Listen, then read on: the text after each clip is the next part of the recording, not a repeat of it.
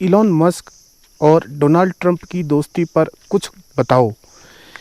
आप वैसे क्या समझते हो, दोनों में आखिर दोस्ती ज़्यादा दिन क्यों नहीं चली? तो भाई अपनी लिमिट को ध्यान में रखते हुए और अपनी सीमाओं को ध्यान में रखते हुए बोलना पड़ता है, लेकिन फिर भी बोलना तो पड़ता ही है। किसी भी विषय पर कोई भी बात व्यक्ति जब बोलता है तो वह उसकी अपनी और निजी राय होती है। हो सकता है दूसरे लोग उससे सहमत करते हों या नहीं करते हों, लेकिन चलिए इस विषय पर बात तो करते हैं। आपने वो पुरानी मूवी का गाना सुना है, ये दोस्ती हम नहीं तोड़ेंगे।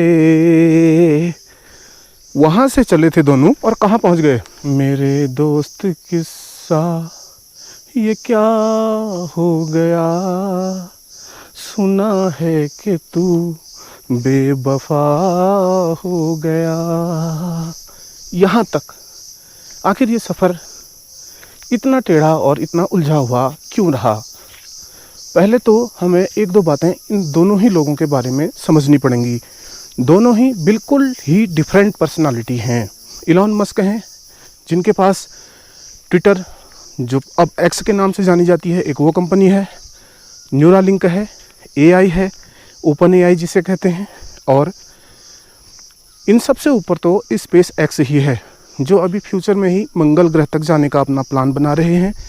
और हो सकता है इन फ्यूचर वो मंगल में भी कुछ जीवन की तलाश में निकलें और वहाँ पर कुछ जीवन को बढ़ाने के लिए आगे प्रयास करें। इनकी मदर बेसिकली कनेडियन थी और वो एक डाइटिशियन थी और फादर इंजीनियर थे। तो घर परिवार में कुछ ऐसा माहौल था, थोड़ा बहुत स्ट्रगल भी रहा इनकी लाइफ में, लेकिन ये कुल मिलाकर के एक बेस्ट इंजीनियस माइंड के मालिक हैं। इनका आईक्यू रेंज करता है 155 से लेकर के 200 के बीच कहीं। हालांकि पब्लिकली उन्होंने कभी खुद पब्लिश नहीं किया अपने आईक्यू को। तो एक तो इतना ब्रिलियंट आदमी है, और दूसरी तरफ जो दूसरे हैं वो हैं एक टॉप नॉच डिप्लोमेट। इस दोस्ती पर तो मुझे पहले ही शक था, जहाँ तक मैं अपनी बात बताऊँ, और इसीलिए मैंने ये कमेंट भी एकदम से पुटअप कर लिया। कह रही मैं कैसे निभे बेर केर को संग, वे डोलत रस आपने उनके फाटत अंग। तो केले के पत्ते आदमी के बराबर होते हैं और यूं डोलते हैं हवा में, बिल्कुल यूं यूं यूं डोलते हैं, बिल्कुल किसी झंडे की तरह लहराते हैं जब हवा चलती है तो। और जो बेर का पौधा होता है उसमें जो है उल्टे कांटे होते हैं, ये हुक्स। तो जब वो केला ऐसे ऐसे नाचता है, केले का पत्ता हवा में, तो जो बेर है उसके कांटों से उसका पूरा शरीर एकदम छिद जाता है, फट जाता है, पत्ते पूरे क्रैक हो जाते हैं। तो इसीलिए शायद रहीम ने कहा कि कह रहीम कैसे निभे बेर केर को संग, ये डोलत रस आपने उनके फाटत अंग। पहले बात करते हैं इलॉन मस्क के बारे में। जैसा मैंने आपको बताया, एक इंजीनियस माइंड है, एकदम ब्रिलियंट, एकदम शार्प। लेकिन शार्प लोगों के साथ, जो बहुत इंटेलिजेंट लोगों के साथ है, एक प्रॉब्लम मैंने कॉमन देखी है। और वो प्रॉब्लम है, मैंने जितने भी शार्प लोग देखे हैं, इमोशनलेस देखे हैं। ना वो ज़्यादा हंसते हैं और ना ही वो ज़्यादा उधम मचाते हैं, चिल्पा मचाते हैं, ना ज़्यादा रोते हैं। तो आप खुद अपना अनुभव मुझे बताइए कि जो आदमी जितना इंटेलिजेंट होता है उसके भीतर से ये इमोशन धीरे धीरे कम होने लग जाते हैं। टॉप नॉच डॉक्टर ले लीजिए, इंजीनियर ले लीजिए, अग्रणी वकील ले लीजिए, साहित्यकार ले लीजिए। साहित्यकारों में सिर्फ अपवाद है, उसमें अगर कोई कवि है तो उसके अलावा कभी हो सकता है भावनाओं में बह जाता हो। अगर हम बात करेंगे इंजीनियरिंग की, डॉक्टरी की और किसी भी टेक्निकल फील्ड की, तो वहाँ पर मैंने आदमियों को इमोशन लेस होते हुए देखा है। मैं इसको बड़ी बारीकी से ऑब्जर्व करता हूँ। डॉक्टर होते हैं, उनके फेस को आप देखिए, जब वो आपका ओटी में जाते हैं या जब वो आपको पूरा देख रहे होते हैं, एग्जामिन कर रहे होते हैं, प्रॉपरली आपका चेकअप कर रहे होते हैं, बहुत बुरी तरह से कटा फटा रहता है, कहीं पर एक्सीडेंट रहता है, तो एकदम हमारे चेहरे के इमोशन और दूसरे के इमोशन भी बदल जाते हैं। एकदम ऐसा अजीब सा मुंह बना लेते हैं हम लोग। लेकिन डॉक्टर के चेहरे पर ना तो कोई इमोशन आता है, ना कोई इमोशन जाता है, एकदम प्लास्टिक फेस। नंगा भी कोई अगर टेबल पर लेटा हो तो उनका फेस आपने देखा है, एकदम इस तरह से नॉर्मल, ना उसमें कोई इमोशन आया न गया। किसी का जन्म हुआ तो भी और कोई मर गया तो भी, एक तरह से रिगार्डलेस, इमोशनलेस। आपको लगता होगा केयरलेस भी, लेकिन केयरलेस हालांकि नहीं होते, फिर भी फेस ऐसा होता है कि किसी भी इमोशन में नहीं फंसता। किसी इमोशन में फंस करके, इमोशनल हो करके ये दोस्ती नहीं थी। आप ऐसे लोगों से मिलते हैं जिनका IQ बहुत अधिक है, तो ये लोग बहुत ज़्यादा कैलकुलेटिव हो जाते हैं अपने मामले में, खासकर मित्रता, शत्रुता और अच्छा बुरा आगा पीछा सोच के, कैलकुलेट करके ही कोई स्टेप लेते हैं।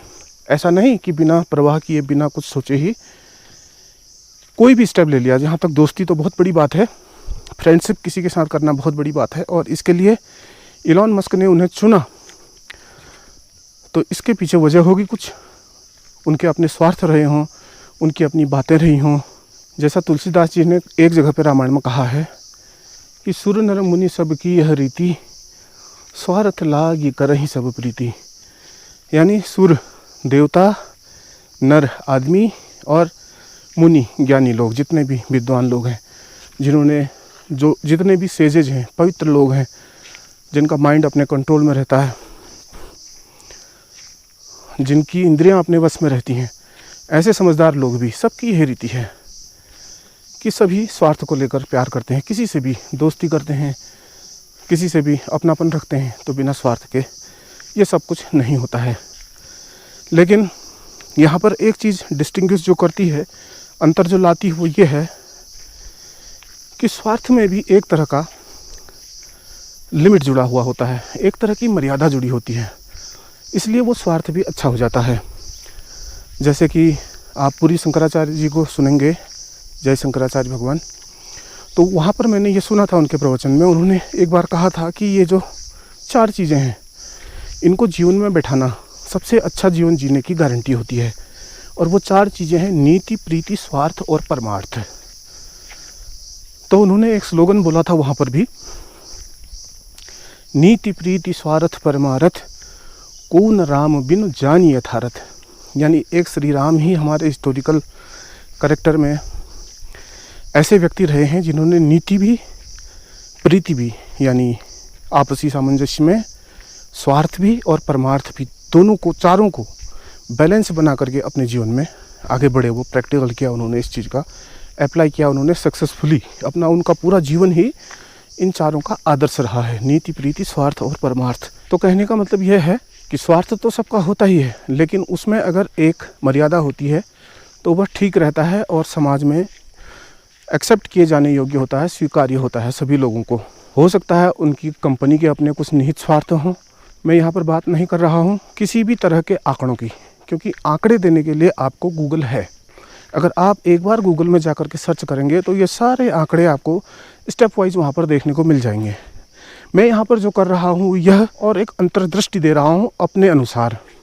ऐसा ज़रूरी नहीं है कि आप भी इससे सहमत हों, लेकिन ये ऐसा मेरा मानना होता है। और चीज़ों को देखने का हर किसी का अपना नज़रिया होता है, तो मैं अपने नज़रिए से आपके साथ ये चीज़ें शेयर करता हूँ। तो पहला व्यक्ति हमने अभी थोड़ा बहुत जाना उनको, जिसके बारे में हम बात करने वाले हैं, वो थे इलॉन मस्क। अब डोनाल्ड ट्रंप के बारे में मैं आपको कुछ बताने वाला हूँ। ये हैं पहुँचे हुए डिप्लोमेट। तो भाई डिप्लोमेट के साथ रिश्ता रखना थोड़ा मुश्किल होता है, चीज़ों को संभालना। तो आपको याद है निकोलो मैकियावेली की, फ्लोरेंस इटली का था वो, और वो इतना चालाक व्यक्ति था। ओशो ने एक बार उसके बारे में कहा है कि कोई भी उससे मित्रता रखना पसंद नहीं करता था, क्योंकि जब आदमी ज़्यादा शार्प माइंड होता है ना, उससे फिर लोग कतराने लगते हैं कि भाई इसका कोई भरोसा नहीं है, कब क्या कर दे। और होता भी यही है कि शार्प माइंड होता है तो हर चीज़ को पहले ही कैलकुलेट कर लेता है और उसके अनुसार अपने एक्शन लेता है। तो वो एक्शन उसके कब क्या होंगे हमारी तो समझ के बाहर है, लेकिन आज का एक्शन हो सकता है कि 10 स्टेप बाद कोई और ही इफेक्ट लेके आएगा। इसलिए ऐसे लोगों से ज़्यादातर सामान्य लोग दूर रहना पसंद करते हैं। तो मैकियावेली को लोग सलाह लेने तो पहुंच जाते थे मैकियावेली के पास, कलयुग का चाणक्य कह लीजिए आप मैकियावेली को। तो उसके पास लोग सलाह लेने पहुंच जाते थे, क्या करें कैसे करें। उसकी शिक्षाओं में एक शिक्षा यह भी थी, वो यह कहता था कि अच्छा होना और अच्छा दिखाई देना दोनों अलग अलग चीज़ें हैं। हो सकता है कि आप अच्छे न हो, लेकिन आपको अच्छे बने रहने का ढोंग करना पड़ेगा। उससे आपको 2 फ़ायदे होंगे। एक तो आप अच्छे होने का क्रेडिट ले लोगे, वहाँ से फ़ायदा मिलेगा, और दूसरा आपको बुराई का भी फ़ायदा मिलेगा, क्योंकि आप हो ही बुरे। आप वहाँ से भी मज़े लेते हो और यहाँ से भी मज़े लेते हो। तो इतने खतरनाक उसके विचार थे मैकियावेली के, निकोलो मैकियावेली के।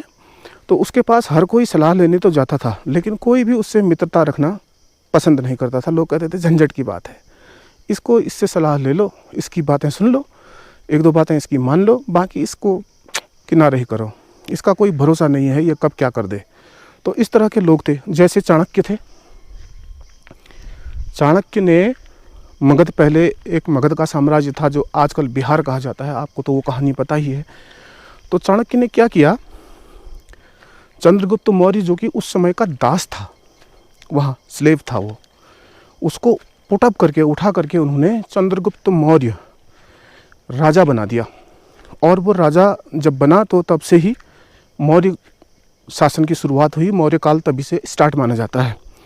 तो अगर उस समय भी लोग थे, ऐसी बात नहीं है, लेकिन आज करके जैसे पत्रकार होते तो कहते भैया ऐसा है कि देखिए ये ऐसा कह रहे हैं कि राजनीति में राजा वही बनेगा जिसे हम चाहेंगे कि कौन राजा बनना चाहिए। ये राजा बनाने के फिराक में रहता है हमेशा चाणक्य, तो इसको रास्ते में ही पलटा दो। घनानंद जी, अगर रवीश कुमार वहाँ होते तो ऐसे ही बोलते, घनानंद जी मैं आपसे कहना चाहता हूँ कि ये जो चाणक्य है ये बहुत ही अजीब आदमी है, इसे रास्ते में ही पलटा दो। ये अपनी मोनोपोली चला रहा है, ये तो कह रहा है कि डेमोक्रेसी क्या है, कोई चीज़ नहीं है, हम जिसे चाहेंगे वो राजा बनेगा। और ये अब राजा को बनाने के लिए भी और जो मिनिस्टर है उसको भी बनाने के लिए प्रयास में है, इसको टाइम देख के पलटा दो। और पहले पहले यह चाणक्य की ही सूझबूझ थी कि उन्होंने कहा था कि बाहर भी, मगध के बाहर भी बहुत सारे भारत में राज्य हैं, छोटी छोटी रियासतें हैं, उनके राजा हैं, लेकिन वो लोग एक गठित नहीं हैं। पहले हमें एक संपूर्ण भारत बनाना पड़ेगा। एक भारत की परिकल्पना उन्हीं की थी, विष्णुगुप्त की, चाणक्य की। तो उन्होंने इसको बहुत कुछ साकार भी कर दिया था तत्कालीन राजनीति में, आप इसे पढ़ेंगे। तो यहाँ पर मैं इन तीनों को अभी एक ही कैटेगरी में रख कर देख रहा हूँ। एक तो इलॉन मस्क हैं, और दूसरे मैकियावेली हैं, और तीसरे चाणक्य हैं। ये बहुत शार्प माइंडेड लोग हैं, और ये कहाँ पर कौन सा बैंड लेंगे आप सही नहीं जानते हैं। अभी यहाँ पर ठंडी ठंडी हवाएं चल रही हैं जिस जगह मैं आ गया हूँ, और इस तरफ से आप झलकियाँ देख पा रहे हो मेरे पड़ोसी गांव गिरचोले की। ये सारे पेड़ और वो सारे जो घर आपको दिख रहे हैं, देखिए रोड वहीं तक पहुंची हुई है, तो वहाँ पर सामने आपको दिखाई दे रही है। और इस तरफ आज तो यहाँ धुंधल का छाया हुआ है पहाड़ियों के पार, नहीं तो ये सारी पहाड़ियाँ साफ दिखाई देती हैं। तो ये धुआं सी हैं, और यहाँ पर से इस तरफ को अगर आप घूमोगे तो ये मेरा गाँव है, और यहाँ नीचे की तरफ को ये बहुत अच्छा व्यू आ रहा है। तो ये डिप्लोमेट जो हैं, ये भाई ये भी बड़े ख़तरनाक लोग होते हैं। इनके साथ भी आप ज़्यादा देर तक बना नहीं पाते अपनी, क्योंकि ये भी अपने स्वार्थ को लेकर ही आगे बढ़ते हैं, अपने किसी न किसी कार्य को लेकर ही आगे बढ़ते हैं। भले ही वो चुनाव जीतना हो, भले ही वो वोट गेन करना हो, या भले ही कोई और दूसरी चीज़ हो। ये खेल बड़े निराले खेलते हैं। तो अभी मैं आपको एक उदाहरण देकर के समझा रहा हूँ। एक बार ऐसा होता है कि जितने इंटेलिजेंट पर्सन होते हैं, अपने अपने एरिया के जितने भी स्पेशलिस्ट होते हैं, इकट्ठा होते हैं। तो उसमें से एक स्पेशलिस्ट ऐसा होता है जो सोने की एक तार को हमारे बाल से भी आधे डायामीटर में एक फ्रेम में कस देता है, गोल्डन वायर, इतनी पतली तार को। और दूसरा स्पेशलिस्ट आता है, वो सारी तार में डायमंड के बारीक बारीक टुकड़े उसमें जड़ देता है। तो जो डायमंड जड़ने के बाद है वो चमकने लग जाता है, बहुत बढ़िया हो जाता है। इसी तरह करते करते सारे स्पेशलिस्ट सब अपना काम कर चुके होते हैं। तो लास्ट में एक डिप्लोमेट आता है हमारे इंडिया से। तो उन चीज़ों को देखता है कि सोने का तार बनाया गया है, बारीक है एकदम, हमारे सिर के बाल से भी आधा है डायमीटर में, और इस पे हीरे भी जड़े हुए हैं, फ्रेम भी लगा हुआ है, चमक भी रहा है, इसमें लाइटिंग भी है, सब चीज़ बड़ा बढ़िया सा किया हुआ है, सुंदर सा किया हुआ है। तो लास्ट में थोड़ी देर उसको देखने के बाद ये निर्णय लेता है कि इसमें एक मेड इन इंडिया का मोहर लगा दिया जाए। सारे देशों के सारे अग्रणी लोगों का काम वो एक ही मिनट में सारा क्रेडिट लेके चला जाता है। यही काम डिप्लोमेट का है। हमारे इर्द गिर्द जितने भी लोग होते हैं, top doctor, top scientist, top class वकील, जितने भी ये लोग हैं ना, इनको एडजस्ट कैसे करना है, इन्हें घुमाना कैसे है, और इनको समायोजित करके किसी काम विशेष में लगा करके आउटपुट कैसे लेना है टोटल काम का, ये निर्धारित करता है हमारा नेता या हमारा डिप्लोमेट। और एक नेता होना कोई साधारण बात नहीं होती है, ये बर्थ बॉर्न एबिलिटी है आदमी की। वैसे तो आईक्यू भी तो एक बर्थ बॉर्न एबिलिटी है, बाद में आप इसे सुधार कर सकते हैं, इसमें निखार कर सकते हैं, लेकिन फ़िलहाल ये है प्रकृति से मिला हुआ ही उपहार, इस पर हम ज़्यादा कुछ नहीं कर सकते हैं। अगर हम बचपन से ही मूर्ख होते हैं तो हम मूर्ख ही होते हैं, इवन हम रियलाइज़ भी नहीं कर पाते कि हम मूर्ख हैं। और अगर हम बचपन से ही प्रतिभाशाली होते हैं, तेज़ बुद्धिमान होते हैं, तेज़ बुद्धि होती है हमारी, कुशाग्र बुद्धि कहते हैं जिसे, तो हम इसे रियलाइज़ तो कर ही लेते हैं, क्योंकि दूसरे लोग हमें बताते हैं कि हम काफ़ी कुशाग्र होते हैं। तो ये दिया हुआ है सब वरदान ही, ये नेचर का ही, मदर नेचर हमें देती है बाय द डिफ़ॉल्ट। जैसे हम होते हैं फिर वैसे ही सारी ज़िंदगी हम रहते हैं। अपने आप को बदलना बिल्कुल भी आसान नहीं होता है। अगर किसी समाज के पास एक नेता ना हो तो वो समाज हमेशा बिखरा ही रहता है, हमेशा बिखरा रहता है। वो उसके बौद्धिक लोग जो हैं वो अलग छिटक के रह जाते हैं, उसके टॉप क्लास अलग रहते हैं, मिडिल क्लास अलग रहते हैं, और जो लेबर क्लास है वो अलग रहती है। तो कहीं भी उनको कुछ भी आउटपुट नहीं मिल पाता। तो एक नेता का हमारे समाज में होना बहुत ज़रूरी होता है। बस फ़र्क यहाँ पे इतना है, और मैं इतना अपनी तरफ से जोड़ना चाहता हूँ कि अच्छे और बुरे का फ़र्क है। अगर बुरा होगा तो आप सबको लड़ा देगा, लड़वा के भिड़वा के अपना उल्लू सीधा करके चले जाएगा, और आप मूर्खों की तरह लड़ते रहोगे, एक दूसरे की सिर फुटबल करते रहोगे। नुकसान आप ही का होगा और आपको पता भी नहीं चलेगा कि बेनिफिट कोई और उठा के ले गया है। कैसे लिया, क्या लिया, ये जब तक आपको समझ में आएगा आपका बहुत सारा नुकसान हो चुका होगा। एक डिप्लोमेट के साथ ये सब चीज़ें सच होती हैं। जंगली समाज को देख लीजिए, वहाँ भी नेता होते हैं, पशुओं में भी नेता होते हैं, बंदरों का झुंड आता है उसमें भी एक नेता होता है। नेता का होना बहुत ज़रूरी है जो पूरे समाज को दिशा देता है। लेकिन अच्छा और बुरा, इन दो ही बातों में फ़र्क होता है। तो ये है नेता। जो दूसरे व्यक्ति हैं डोनाल्ड ट्रंप। अब देखिए दोनों में दोस्ती है। ये झगड़े की शुरुआत होती है बिग ब्यूटीफुल बिल से। और फिर मैं आपको कह दूं कि मैं आपको आंकड़े नहीं बताने वाला हूं। बिग ब्यूटीफुल बिल क्या है वो आप गूगल पे सर्च करेंगे, सारा मिल जाएगा आपको पर्सपेक्टिव उसका कि क्या है, वो पूरी चीज़ें आपको वहाँ समझ में आ जाएंगी। तो उसके कुछ पॉइंट्स ऐसे थे। एक तो ये था कि जैसे आपको पता है इलॉन मस्क टेस्ला के मालिक भी हैं, तो वो टेस्ला की गाड़ियाँ बनाते हैं। और वो उसमें कुछ ऐसा था पहले कि जो टैक्स था, जैसे अगर आपने वो गाड़ी ली तो आपको कुछ टैक्स में रियायत मिलती थी, और अब इस नए बिल के अनुसार वो रियायत बंद कर दी गई, और बहुत सारी सब्सिडी भी बंद कर दी गई। हालांकि वो चीज़ें मुझे तो कुछ उसमें अच्छी भी लगी। जैसे वो कह रहे थे कि अगर किसी कपल को अगर कोई बेबी हो जाता है, न्यूबॉर्न बेबी, तो एट द टाइम जब वो बेबी होता है तो उसी टाइम जो है उस पे उसके अकाउंट में $1000 डाले जाएंगे। और दूसरा उन्होंने कुछ टैक्स में कटौती की थी आम लोगों के लिए, तो आम लोगों को राहत होती। हाँ, लेकिन जो बिलियनरी हैं और जो ऐसे एंटरप्रेन्योर हैं उनके लिए उन्होंने कुछ टैक्स स्लैब में बढ़त कर दी थी। शायद इस वजह से इलॉन मस्क में और जो ट्रंप में है फंस गई बात, और दोनों ही एक दूसरे पर आरोप और प्रत्यारोप करने लगे। डोनाल्ड ट्रंप को भी अपनी जवाबदेही तय करनी थी, क्योंकि उन्होंने लोगों से इतने सारे वादे किए हुए थे कि और उनको पूरा करने का अभी कोई ऐसा अवसर नहीं आया था उनके पास। जबकि इससे पहले भी उनके पास एक बार अपनी जनता के सामने एज ए डिप्लोमेट सर्व करने का अवसर आ चुका था, लेकिन फिर भी वो कुछ खास उनके लिए कर नहीं पाए थे। और उस समय ऐसा हुआ था कि इतने सारे वादे उन्होंने लोगों से कर दिए थे कि लोग उनका मजाक बनाने लग रहे थे। बिग ब्यूटीफुल, इसीलिए इसका नाम बिग ब्यूटीफुल बिल रखा हुआ है। अब ट्रंप हमेशा से कहते आ रहे थे मैंने जो भी वादे किए हैं आप लोगों से मैं उससे ज़रूर पूरा कर दूंगा, ऐसी कोई बात नहीं है, मुझे थोड़ा समय और दो, एक ही बार में मैं सब कर दूंगा।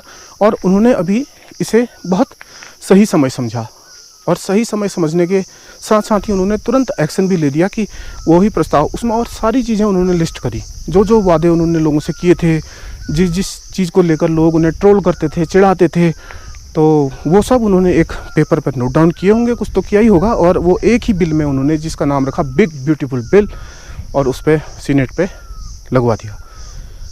तो वो प्रस्ताव पास होने ही वाला था, और उस बीच ये झगड़े हो गए। तो मेरा मानना है वैसे इसके पीछे और कोई प्रैक्टिकल वजह तो नहीं नज़र आती है सिवाय इसके कि ये बिल, लेकिन इसके पीछे एक मानसिक वजह भी है ना। जैसे मैंने आपको इतनी सारी बातें बताई, नहीं तो मैं पहले ही एक ही बार में आपको कह देता कि भाई ऐसा था कि वो जो बिग ब्यूटीफुल बिल है उसकी वजह से दोनों में लड़ाई हो गई थी, इसलिए दोस्ती टूट गई। लेकिन ऐसा नहीं है, अपना अपना स्वभाव होता है। इसलिए मैंने आपको इतना लंबा ये वीडियो में बताया कि जैसे कोई इंटेलिजेंट आदमी है तो वो अपने हिसाब से सोचता है, और जो डिप्लोमेट है वो अपने हिसाब से सोचता है। दोनों के ही बीच में सामंजस्य बहुत मुश्किल हो जाता है। ऐसा अक्सर इतिहास भी आप देखेंगे तो बहुत कम दिखने को मिलता है कि जब दो बुद्धिमान एक साथ मिलके काम कर रहे हों। वैसे इंटेलिजेंट होना अलग चीज़ है, लेकिन डिप्लोमेट के साथ कोई बुद्धिमान ज़्यादा दिन टिका नहीं है। इस बात का इतिहास गवाह है। इस बात का हमारी संस्कृति, हमारा इतिहास ही नहीं, विदेशों का भी इतिहास गवाह है। आप इसको बेहतर समझते होंगे। दूसरी मैं आपको कुछ और जानकारियाँ देना चाहता हूँ।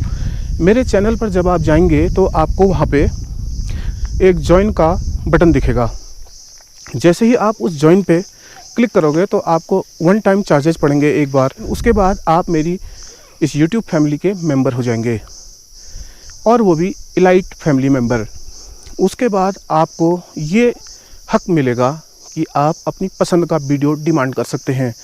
आप जैसे बोलेंगे हम आपकी सेवा में वैसे हाजिर होंगे। जिस जगह पे जाने के लिए आप बोलेंगे, अगर मेरे बस में हुआ तो मैं वहाँ जा कर के वो वाला वीडियो बनाऊँगा।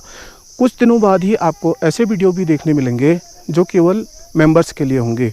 मेंबर ओनली वीडियोस भी देखने को मिलेंगे। तो हो सके तो आप लोग अपना सहयोग करने के लिए मेरे चैनल पर जा कर के ज्वाइन कर लीजिएगा, चैनल मेंबर बन जाइएगा। और कैसा लगा ये वीडियो अपनी राय कमेंट में ज़रूर दीजिएगा। कुछ और नई बातें कहना चाहते हो, बताना चाहते हो, किसी टॉपिक पर भी वीडियो देखना चाहते हो, किसी जगह को घूमना चाहते हो, वह भी मुझे बताइएगा। और अभी करता हूँ इस वीडियो को मैं यहीं पर समाप्त। Take care, bye bye.